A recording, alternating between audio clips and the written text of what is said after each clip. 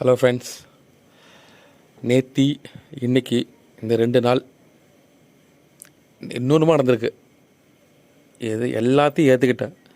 ஆனால் குளத்தூரில் ஸ்டாலினை தோக்கடிச்சதை கண்டிப்பாக ரொம்ப கஷ்டமாக இருக்குது. ஓகே, டிஎம்கே மேலே ஆன்டி கெமிஸ் இருக்கலாம், விஜய் மேலே ஹோப் இருக்கலாம், அதெல்லாம் ஓகே. ஒவ்வொரு விஷயமும் பார்த்து பார்த்து பண்ணார். அவரே தோக்கடிச்சு தான் ரொம்ப வருத்தமாக இருக்குது. சரியா, தூங்க முடியல, சாப்பிடல, ஒரு மாதிரி டிப்ரெஷன் விட்டு போக மாட்டுது. இவரை ஏன்னா தோக்கடிச்சிங்க?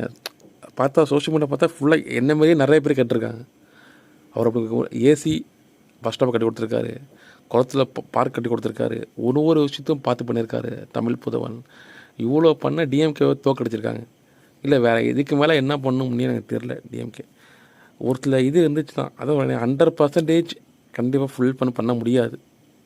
அதுதான் உலக அரசியல்.